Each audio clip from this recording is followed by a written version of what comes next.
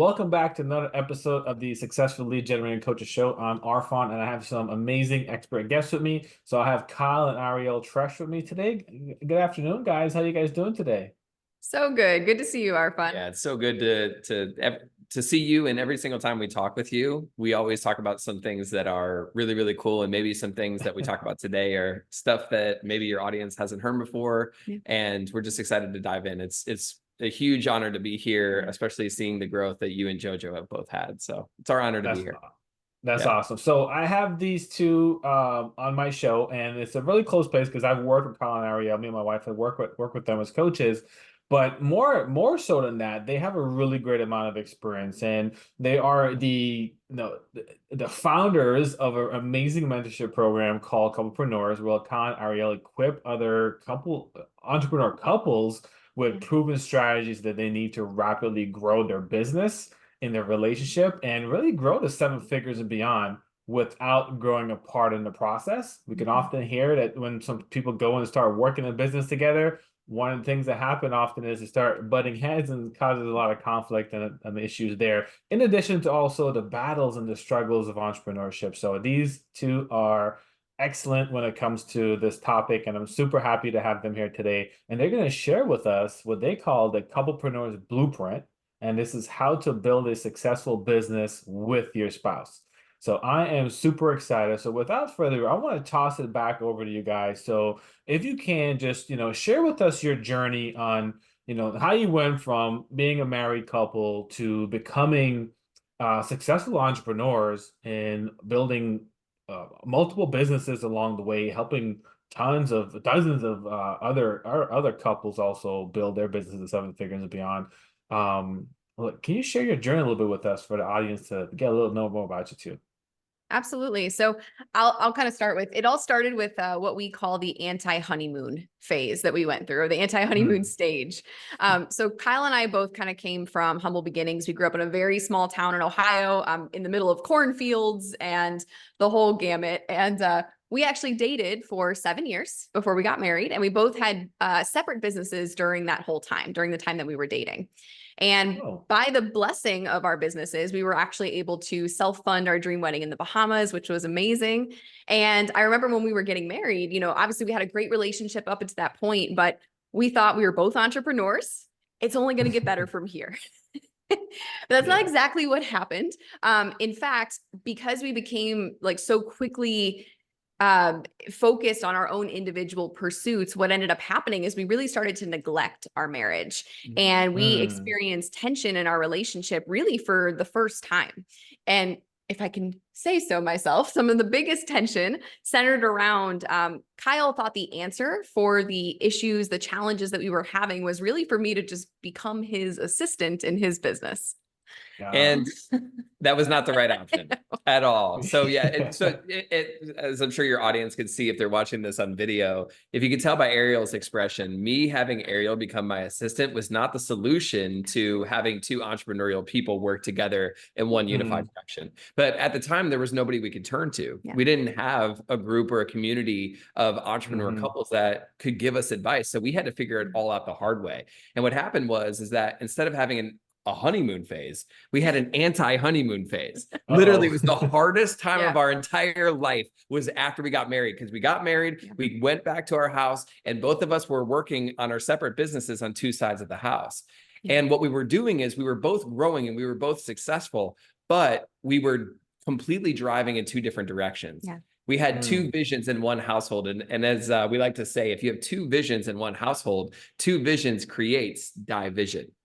So we had a lot of division in our household, and the division really came from whose responsibility is it to take care of the cooking, the cleaning, the laundry, whose vision was more important. When do we stop talking about work? When do we start talking about work? When do we take time to take off our thoughts about work and turn on romance mode when we want to go on a date with each other and actually be present with each other? These are some of the thoughts that we had that we could not figure out an answer to. So yes, I thought making Ariel my assistant was the best option, but that only caused more tension. That only caused more fighting. And I got to a point where I was literally in a guest room of our house praying out to God for an answer. Cause I was like, what in the world do we do here? How do we handle being two entrepreneurs in one relationship. If she doesn't want to join forces with my business, then literally, like, what is the other option? Yeah. And I remember just sitting there praying out to God, and I get off the bed and I get on social media, which is literally the last place on earth that anyone should go to look for answers for life's questions. Yeah. But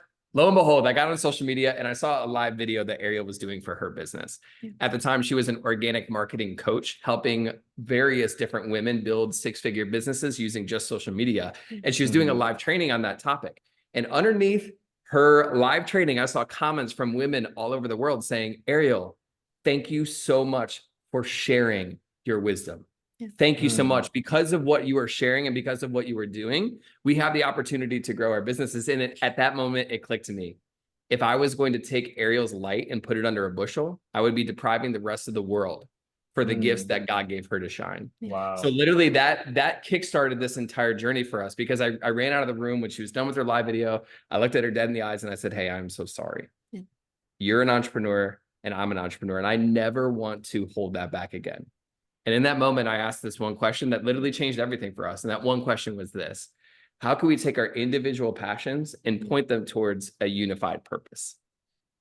As a result of that question, we started changing everything. We started changing the way we approached our life, the way we approached our business, the way we approached our marriage. And it didn't happen overnight, but slowly but surely, we were able to have more intimacy as a married couple. Yeah. And what happened is when you have more intimacy as a married couple and you set up systems and processes in your life to align your strengths towards a unified goal, even with separate businesses, what we discovered was we actually had more fun together than ever. We felt more aligned than ever before. We felt like actual married partners that were like excited and had the spark again. Yeah. It's like we created the actual honeymoon phase, went right after the phase that we were supposed to be enjoying. So what happened is not only did our intimacy come back tenfold, but what happened is that as our intimacy came back, our income absolutely exploded. Yeah. And it's so crazy because prior to that, we were just banging our heads against the wall. But, you know, it's like what I've heard before. There's a quote that says, you don't have business problems, you have personal problems that show up in your business. Yeah. And once we figured out the personal problems, it showed up in our business. We all of a sudden had more clients than ever before. We were making more money than ever before while going on more date nights than ever before. So how that pertains to what we do today is, you know, how if you go on a date night and you don't post it, it didn't really happen. Yeah, you know what I'm saying? So what we would do, you gotta post it. That's right, man. It's like cold plunging or going to the gym. You're always going to know who does that because they're going to post about it. You never have to wonder. Same thing with date nights. When we would go on these date nights and we would record these little stories and we'd post it on Facebook and Instagram, just having fun. And people would reach out to us and ask us, Kyle and Ariel, how in the world do you guys do what you do, working together as a couple and running businesses without wanting to kill each other? And we're like, we figured it out the hard way. But after we got asked that question enough, we realized that there is an entire community of people out there that people are not speaking to, that are dealing with these same issues of navigating business and life and finances and family as a couple that runs businesses together, because we're all wired differently than the average couple. So we decided to step out in faith and create an entire community that serves that exact audience. Since then, that was January of 2022, we launched Couplepreneurs. It was almost an instant hit overnight. And since then, we have now grown, what we're very blessed to say is the largest community of entrepreneur couples on the planet. And we get to work with couples all over the world, helping them grow businesses to 7 figures and beyond without having to compromise what matters most. And we do that because of the hard lessons that we've learned. And we're just very blessed to be able to share that with your audience today. Yeah, that's awesome. That's one of the reasons why I got you guys here, you know, is that you could tell already the energy behind this this dynamic we have here is very powerful. And this is coming from experiencing it, actually experiencing it, being in the trenches, right? So after you said all that, a few things that kind of came up, right? So you mentioned a few of some of the challenges, right? But currently in the market right now in the world, what you see working with the couples you work with, like what would you say are you know, some of the top unique challenges that couples face when running a business together, not just individually, but together? And how have you navigated that, or what's your advice on starting to navigate those? 100%. You want me to start? Yeah, go for it. I would say one of the biggest things that we've seen, and this comes after hundreds of conversations coaching other entrepreneur couples, usually the biggest tension between a couple, husband and wife, etc., is unmet expectations. Yeah. It's the number one thing. If I can go to the root of the majority of the relationship tension that entrepreneur couples have, and to be honest, probably most just couples in general. Yeah. It's that one person has an expectation of how reality should be, and the other person either does not know that that expectation exists, or they might know it but feel so pressured to meet the expectation because it takes them out of who they authentically are, and creates this very strange dynamic. Now, we could dive deeper into that, but I would say that that's probably the root. And what this shows up as practically is, at least for the couples that we've worked with, a lot of the times the couples are not aligned on their expectations in 4 core areas. Number one is the vision for their life. That's why when couples come to work with us, we have them do a vision date exercise where they map out a unified vision for their life and their family. Because so many times many couples are like how Ariel and I used to be, where we had 2 different visions in the household. And at the end of the day, if you're growing a business and you and your partner are not fully aligned on what success even looks like, then all we're doing is climbing a mountain that never ends. Yeah. Not to mention, especially as a couple, whether you're in business together or you're 2 entrepreneurs in a relationship with separate businesses, sometimes the success of one person can be the failure of the other person. Because if the ultimate ideal success for me is being able to grow a business that I can like stay home and live in my, house in Florida, and Kyle's ultimate vision is to like travel and, do all this other stuff, there's a conflict there, right? So it's really important for the couple to be aligned on where they're actually going and how the business or businesses will actually take them there. Yeah. So that's the first area that so many couples are not aligned in as it relates to expectations. The other 3 areas are goals, roles, and action steps. Goals, So roles, and action steps. Goals, roles, and action steps. That's it. Like if we just, and this is just constantly, we're refining the data and understanding where couples are so we can tweak them and allow couples to see more success than ever before. But once you have a vision in place, how do you actually set up milestone goals to make that vision a reality? And if those goals are not aligned, whether it be quarterly, monthly, or weekly between you and your significant other, it creates a lot of tension. And again, that lack of alignment, just like if you were driving a car and the tires are not aligned, what happens? Right? If you drive a car and the tires are not aligned, you're literally going to wear and tear and destroy the tire, right? So we need to take time to align on the vision. We need to take time and align on the goals. We also need to take time to align on the roles. And what I mean by roles is, you and your significant other, if you work together, it's very important to know how can you maximize your God-given strengths and talents, and how can your partner maximize their God-given strengths and talents, and how can you both step into your power without having to step on each other. You know what I'm saying? Powerful. So absolutely. So for us, one of the biggest life changes for our dynamic, and we teach this to our clients as well, is to divide up roles, not by department, not even by strengths and weaknesses, but by something we call energy styles. And an energy style is basically looking at Ariel and asking myself, what type of activities does she do that gives her the most energy, and vice versa to me, and split up action items and tasks by that, not by quantity or department.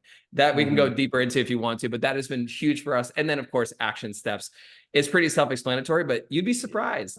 There are so many couples who just, they might have the vision, they might have the goals, and they might even know their own strengths, but they don't know what the next step is from this point. So we've discovered that if we can answer all 4 of those things, we could take any sort of couple, regardless of where they are in business, and break them through to the next level. That's awesome. And each of these topics are a conversation on their own in the sense of being able to sit down and do it. Because I remember we did that vision exercise, and that was a few hours. It's not just a willy-nilly 5-minute, in between passing on the hallway. Like you're going to be very intentional about this. I love that. It's very powerful. So, one of the things that really stood out to me is that your overall mentorship program for Couplepreneurs that you talk about, it's not just helping entrepreneurs grow in their business, but grow together, right? And part of this, you develop and you work with them to have the right strategies in place tactical wise for their business and also tactical wise for their relationship, right? Yep. So what are when it comes to, you know, you working with someone, you want to rapidly scale them or get them to a goal, right? What are some of the strategies that you kind of sit down with to help them with to really just say, okay, this is where you need to focus on in order to get from where you are now to clear to clear the expectations and to get things in alignment, in other words, to now be able to have a vision for 7 figures in the future. Yeah. Do you want to start? Yeah, I guess so. Absolutely. So essentially, if a client comes to work with us, and this is after working with clients across a variety of different industries, so it'd be online coaches, financial industries. It could be, what are some other niches we do? Health and wellness, relationship coaching and therapy as well. Agencies, all different kinds a lot of businesses. different service-based businesses, essentially. Even though we've worked with so many different service-based businesses that have different niches and different revenue levels that they come to work with us, there's usually like a few core things we could do like almost within a couple weeks to just completely turn their revenue around. So I would say the very first thing, especially if anyone's listening to this or watching this and you already have an established business, one of the very first things that you could do is take a lead inventory, meaning you look at all of the leads that you've already generated and you create a time-based offer for those leads and offer it to them within the next couple of weeks. This is something that everybody could do. But an example of this could look like, we have a client that runs a med spa. And for her, we saw that she had a med spa membership, and we looked at the LTV for her clients, and we realized that for every client that she gets in this membership, it's $200 a month, but the average person only stays for about 6 months. So her LTV is 1,200. So what we did is we put together a cash infusion campaign, which is basically a time-based offer to the leads that she already has to offer them essentially a 1-year membership for $1,500. To the client, that's a ginormous savings, but to the business, that just collected an extra $1,500 upfront and it expanded the LTV. So that's something that somebody could do immediately. And you can apply this towards any business that you have just by looking at the leads you already have generated, the money that you've already spent to get the leads now, and ask yourself, what could we offer them to get these people off the fence and into an exchange of value and an exchange of money in order for us to pad our profits more. And then with those profit margins increased, now that you have more capital, you can then invest it into other things like advertising or refining the marketing campaigns to take what you already have done and leverage it to get even more sales. So I would say that's one of the very first things you could do. Would you agree with That's that? awesome. And I want to say, I want to ask you guys a question. In your experience working with couples and implementing strategies like this, like a lead inventory, those who are having like conflict or at the point where they started working with you because they want to grow together, they want to come closer. How does this impact the energy of their relationship? Just implementing something like this and seeing a cash infusion, a cash injection come in weeks rather than months later. A lot of coaching programs teach you stuff for months later, but this is something that happens in a few weeks, days even, really, depending on how you do it. So anyways, let me give you space to answer that question. Yeah, it's a great question. And I would say the biggest thing is what we see with couples is usually within the business, one or the other partner is focused on the marketing and the sales, typically. Like they both are, obviously, but there's usually one that's kind of heading that up. And when the sales and the revenue generated isn't quite what the couple or maybe one or the other was expecting or wanting, there can sometimes be the tendency to want to put blame on the other person. Now, again, most of the couples we work with are really great couples. They have an amazing relationship. But just like any human, when there's some stress, when there's some challenges, when there's just some pressure being put on them, it's easy to look at like who is to blame? What's the external reason outside of ourselves that we're not reaching the goals that we have? And so when we're able to do something like a cash infusion, that not only gives the like one person an immediate dose of motivation because they're starting to see their efforts come to fruition and actually give them an ROI, but so is their partner. Their partner starts to see that. And as a couple, it creates this unification of like, okay, what we're doing is actually leading to results. And if we can do this, we can do anything. We can tackle anything together. So it creates this really beautiful synergy, I would say. When you start to see some results in your business, it actually makes you feel more unified. It actually can impact and roll over into the relationship as Yeah, well. it builds more Love trust. that. Yeah. Because Yeah, if I love Ariel's in that. charge of marketing and for years and years and years, let's say I don't see results from it, Yeah. it could create a little bit of distrust in the relationship. But all of a sudden, if she does a cash infusion campaign and I'm like, holy crap, you just generated 40 grand. Like, that's amazing. Yeah, the trust is now rebuilt amongst the couple. And Yeah. now there's hope for the future. Yes. Because we're both aiming towards a goal and we see evidence that the goal is possible and tangible. Yes. Love that. That's awesome. That's awesome. Very cool. So when we talk about the couple more like this, the couplepreneur dynamic and working together, one thing that really seems like really crucial to making it something that is especially scaling the six figures is really about creating the systems and the processes for staying aligned, right? So what are some examples of like couples doing this successfully? Like what are some systems and processes for really just staying in alignment together to not only grow the business, but also being in a relationship and growing together? Yeah. I could take that. Oh, go for it. Yeah. Yeah. So I would say there's two main things that we do. The first is making sure that they're aligned on their schedule. And the reason why this is so important is because as an entrepreneur, you kind of have an idea of how you want things to be run, right? But when you have two entrepreneurs, whether in the same business or even separately, being aligned on your schedule allows you to minimize those unmet expectations that Kyle was talking about.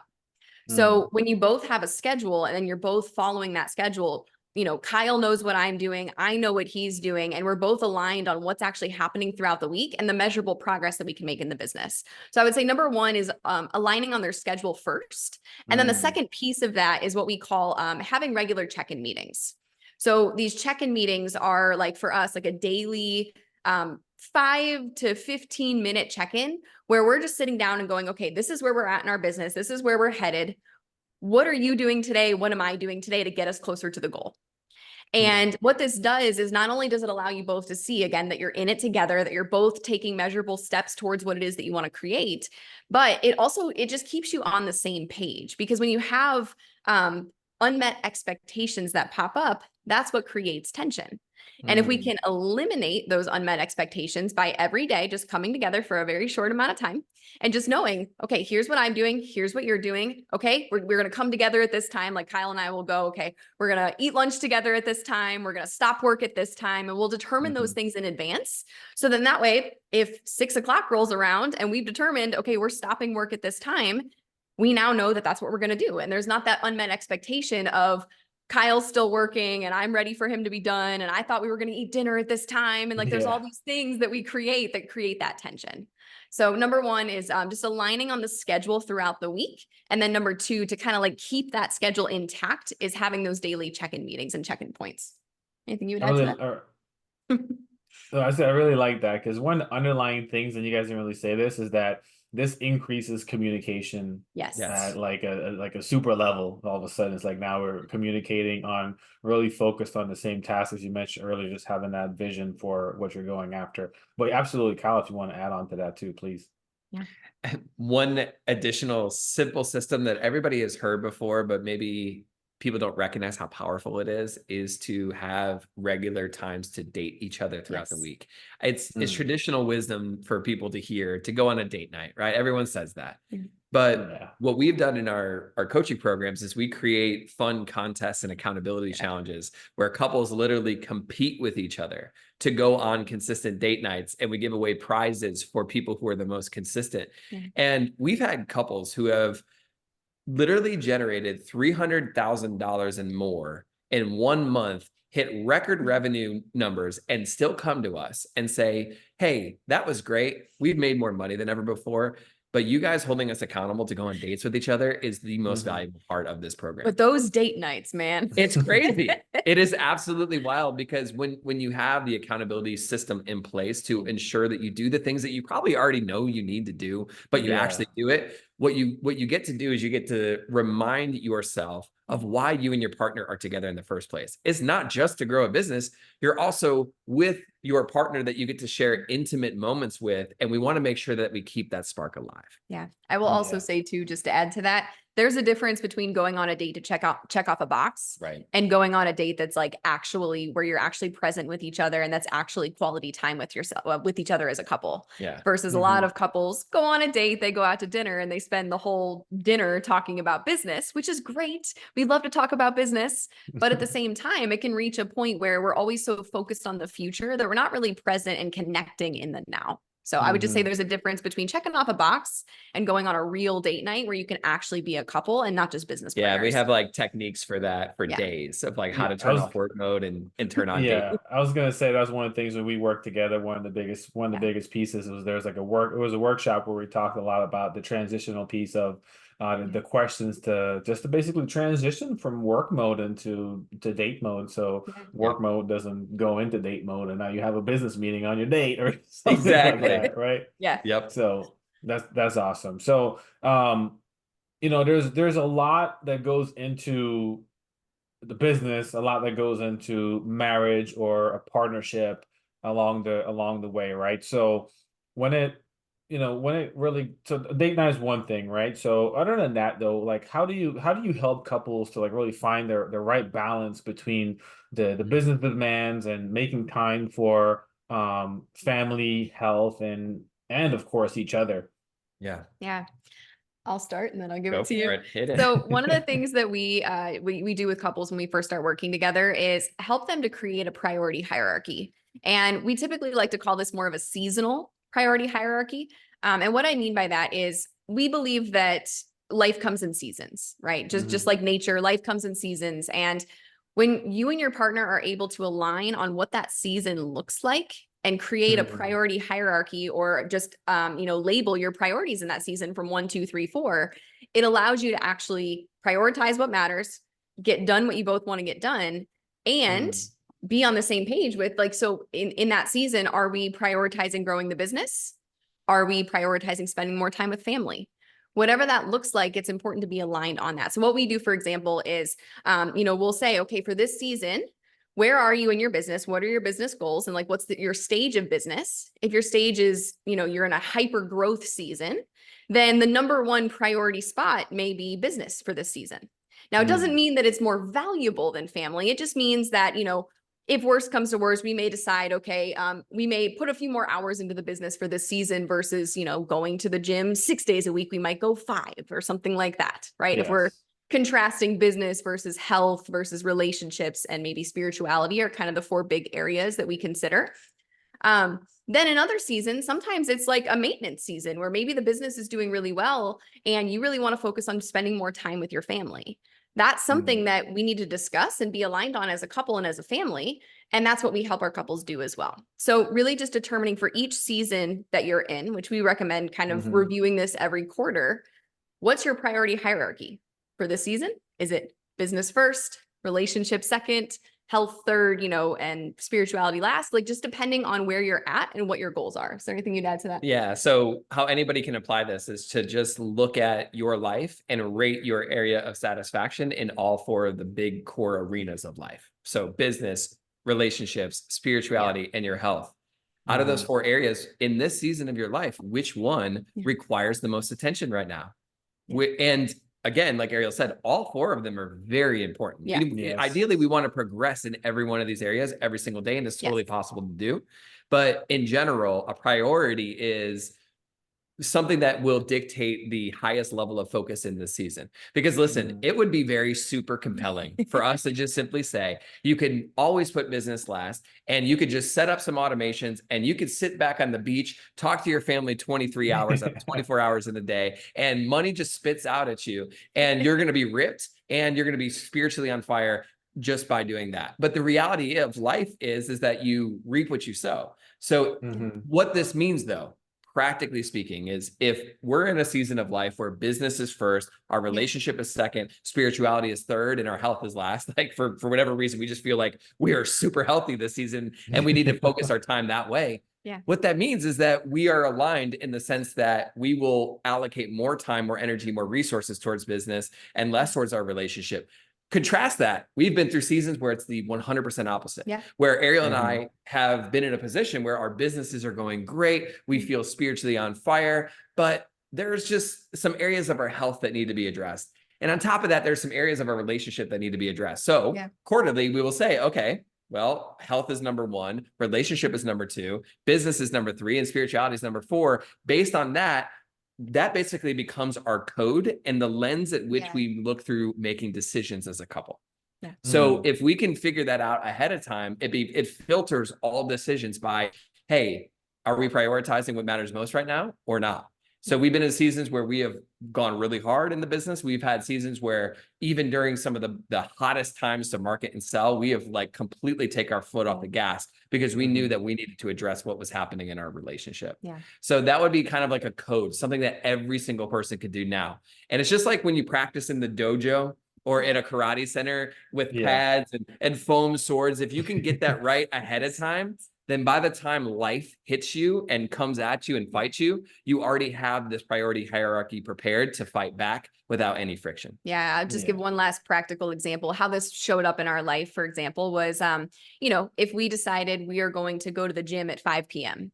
and we decided that health in that season was over the business. Well, if 5 p.m. rolls around and we still have more work to do, what do? We've already determined that health is the priority. So we're going to stop working and we're going to go to the gym at that time, like we said we were going to, because that is our priority and we're aligned on it in that season. Now, I do know, with all that being said, that could, to a lot of people, everything we just said will probably be perceived as, wow, they just work a lot. They don't actually spend a lot of time with family. How do I actually spend more time with family? Yeah. The reality is that if you're in a season of hyper business growth, there's a way to communicate to your family when business starts and when business stops. And as long as you agree on when business stops and you can be present and you can show your family that you are there for them, that's amazing. You're also going to have seasons where family is more important and you can decide when work starts and work stops. And as long as your family is in agreement on that, then everybody wins. Because again, just like we said earlier, when the expectations are not aligned,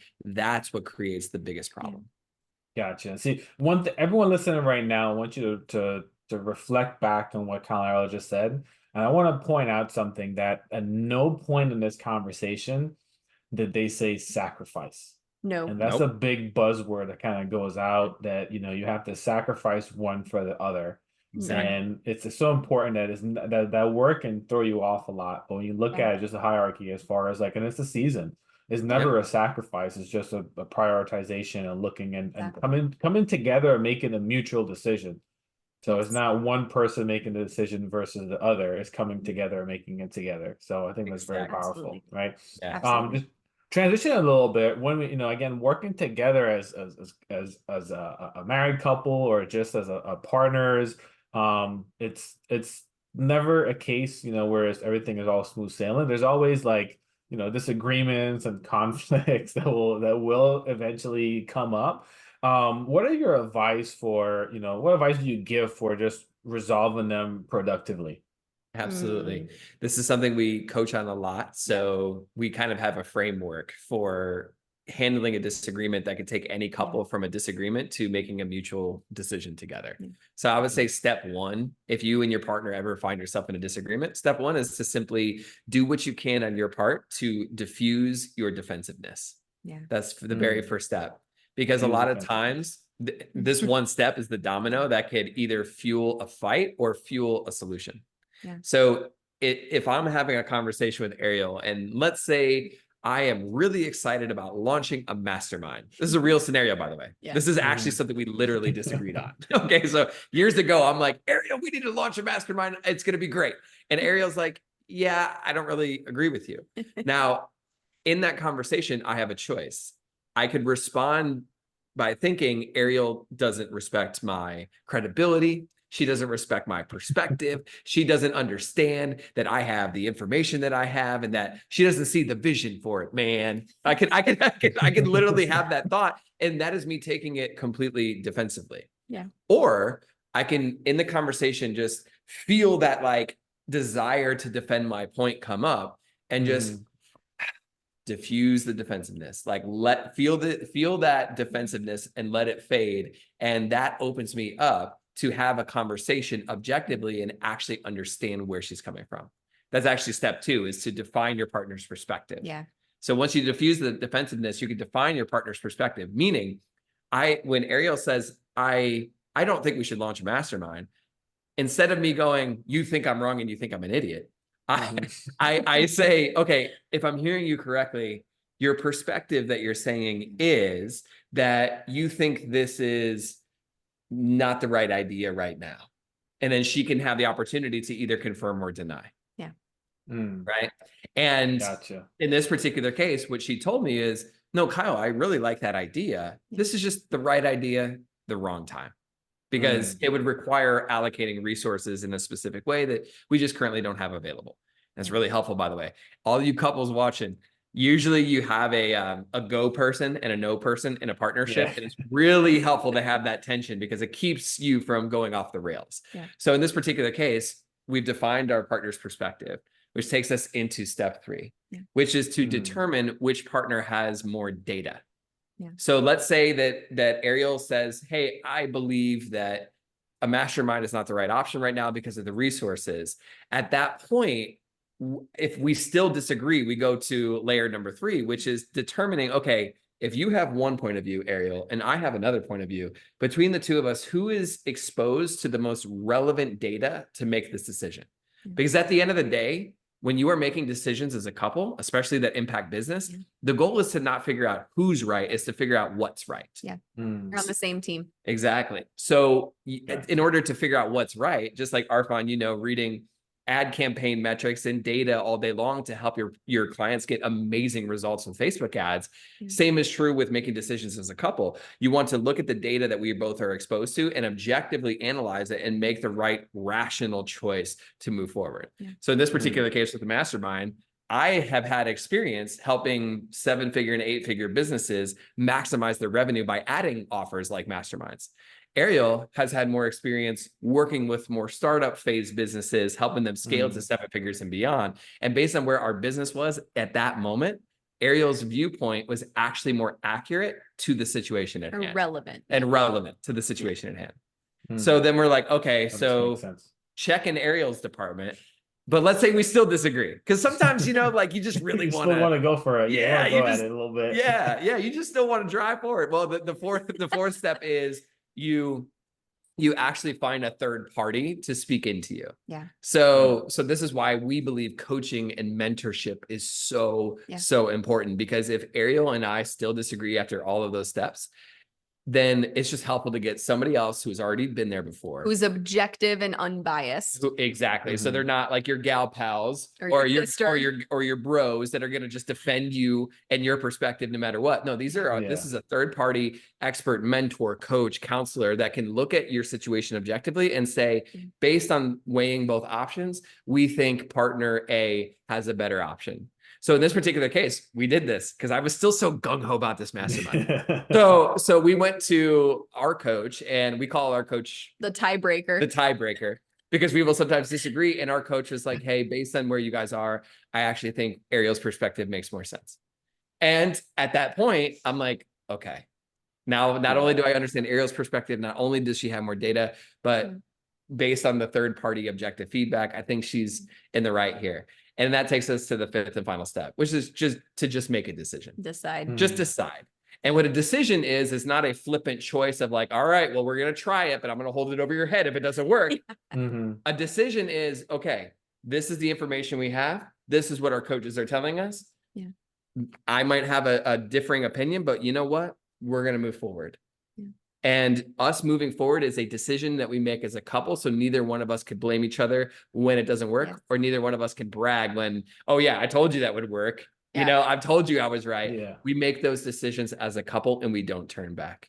So I would say that any couple who ever finds themselves in a disagreement about business or anything, you could walk through those 5 steps and find yourself going from disagreement to decision very quickly. Yeah. And that's so fair too, because you really go through the whole gamut of first really releasing those emotions that first come up with hearing a no when you have something that's like, this is so amazing, so good, and just so in love with it. I want to do this right now. And then it's like, oh, hold up, buddy. No, take a moment. That's it. Yeah. Stop. So I love that the whole process. Thank you for sharing that. If you're listening right now and you're going through a disagreement, and it's been a few days. Can you talk about that for a second? Like, if it's been a few days, like if you, like I said, you mentioned the mastermind, you got to know, and you didn't deal with it right away, but it's kind of stewing up a little bit inside you, and it's been a few days. What goes about dealing with that or handling something like that? Yeah. So what I would say is when it comes to handling a disagreement, one of the biggest things is just how you communicate about it as a couple. Yeah. And Arfan, I remember one of the things that you said when we got the opportunity to work together was that you and JoJo do something called over communication. And I thought that was so good.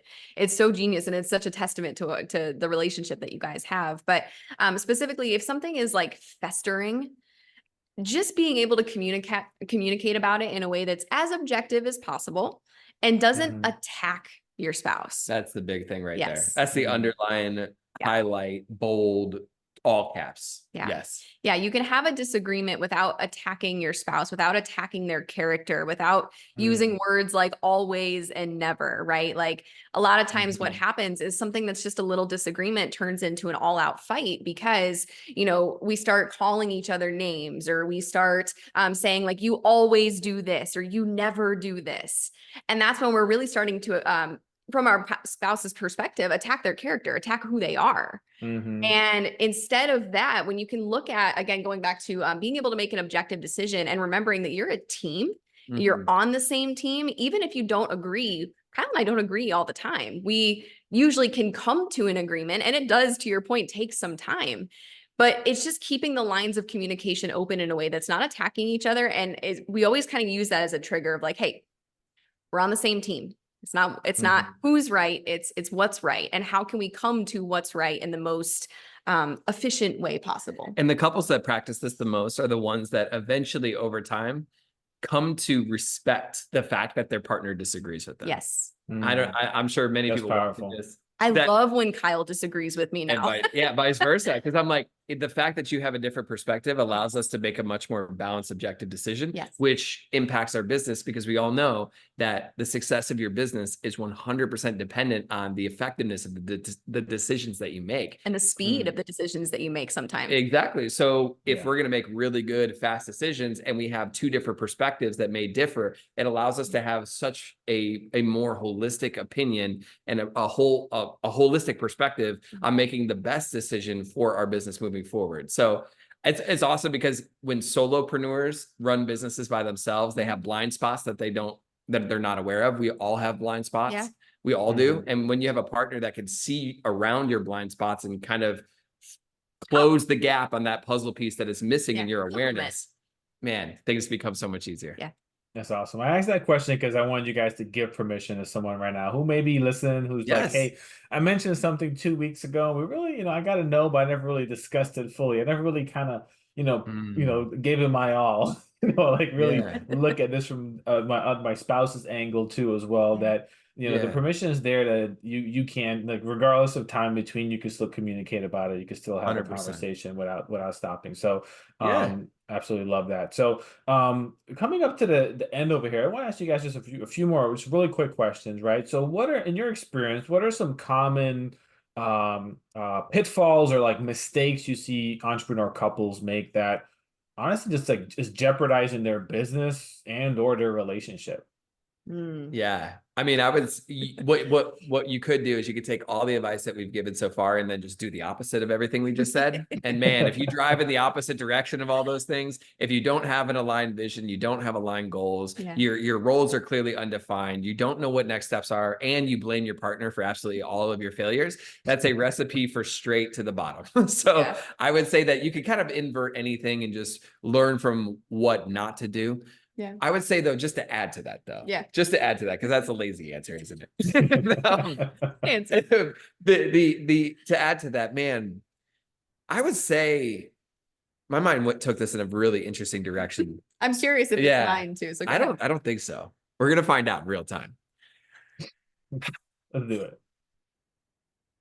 Entrepreneurs in general that we've had the opportunity to work with will sabotage their own success. And I would say that that's probably one of the biggest pitfalls that I see. Now, I'll talk about how this applies towards entrepreneur couples in a second, but just entrepreneurs in general, because we've had the opportunity to work with very successful couples and successful entrepreneurs that are hitting new strides in business. They're making more money than ever before. They have more free time than ever before. They have more responsibility than ever before. They're stepping up as leaders. What happens is there's kind of an identity crisis that every CEO plunges into. And this is the shadow side of business coaching. So we've gotten to see this early on, where if we help a company make millions of dollars, the CEO is wealthier than ever before, but now they're having a freaking panic attack because they have no idea how their sense of self can actually handle this new level of success. Yeah. So I would say that self-sabotage happens at every level, especially at the higher success levels. So one of the things that we have to actively do with our clients is to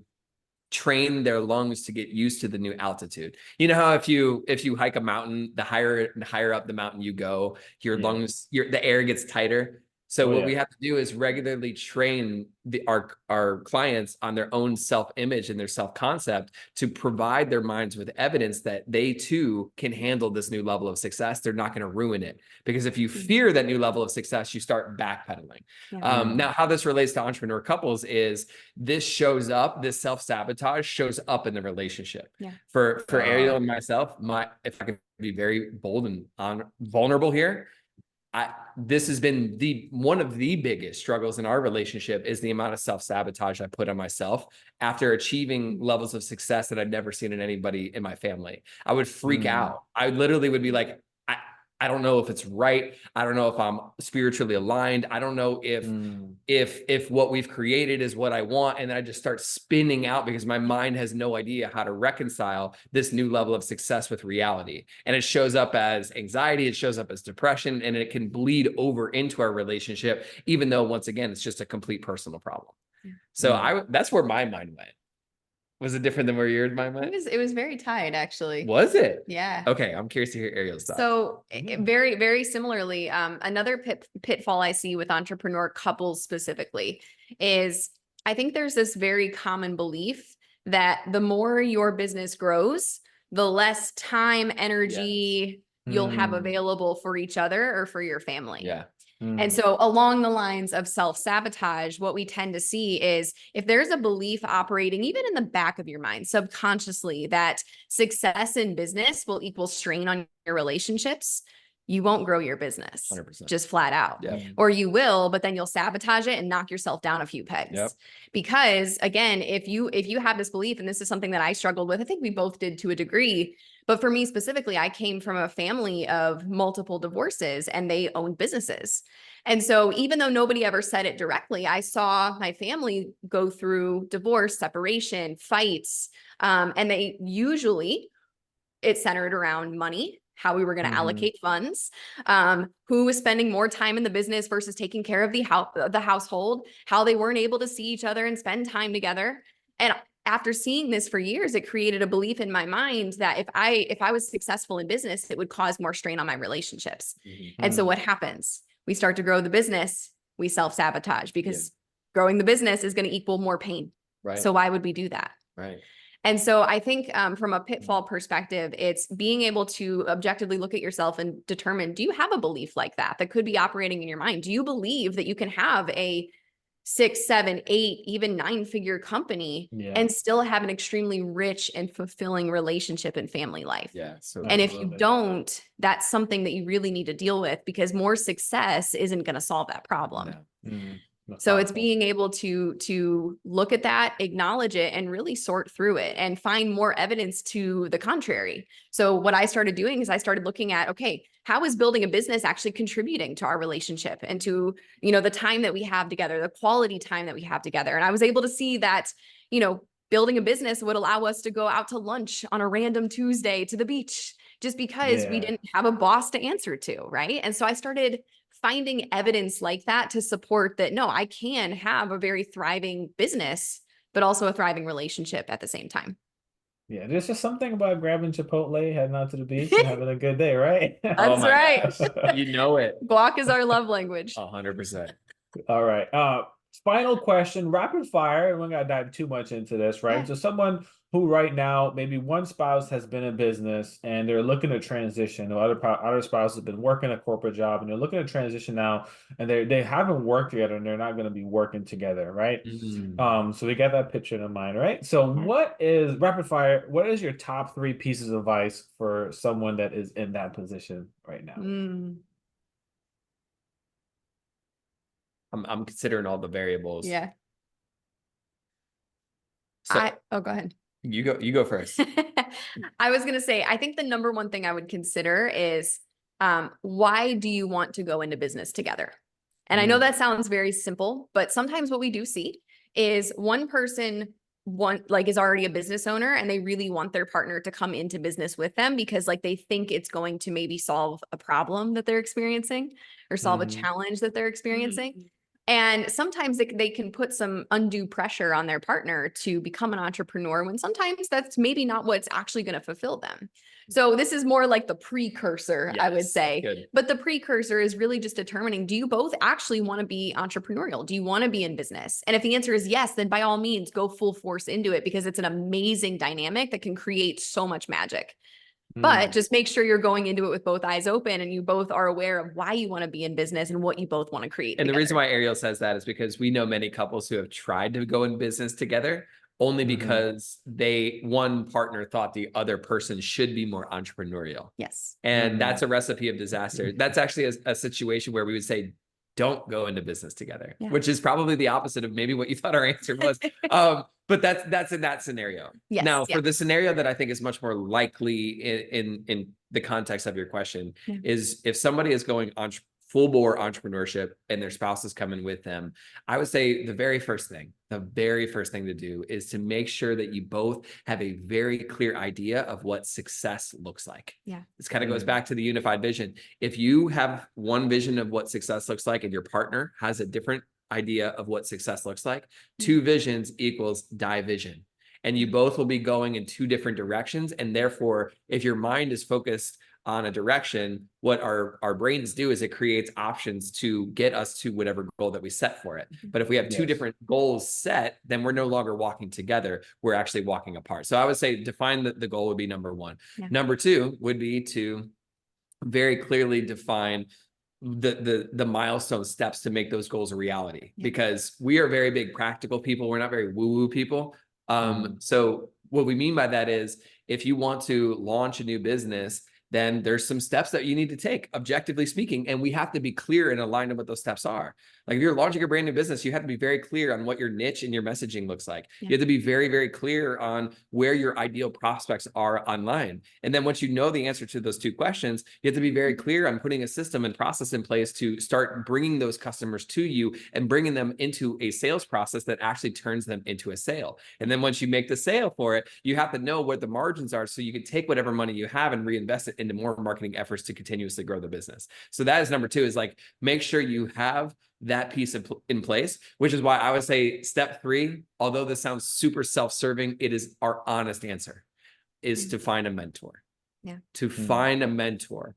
Now, this doesn't have to be us, but it does have to be somebody. It has to be somebody that has gone where you want to go and could show you the ropes and could literally sidestep years and years and years of trial and error to figure this out.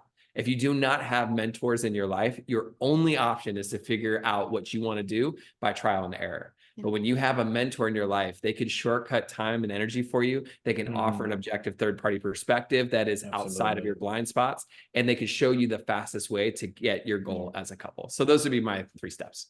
Absolutely. Love that. Awesome. Thank you guys so much. I so appreciate you both coming here, dropping gems and gems and gems of wisdom. If you're listening right now and you're doing entrepreneurship by yourself and you want to have your partner come with you, this is definitely some things to think about. Share this episode with them.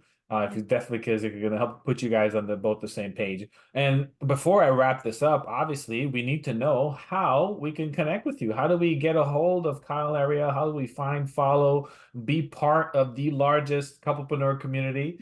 Drop it all for us so we can make sure no one is left behind and everyone can be part of the couplepreneur movement. Yeah, absolutely. So I would say there's 2 main ways you can connect with us. The first is our Instagram. So it's just at Couplepreneurs. So like couple and then preneurs.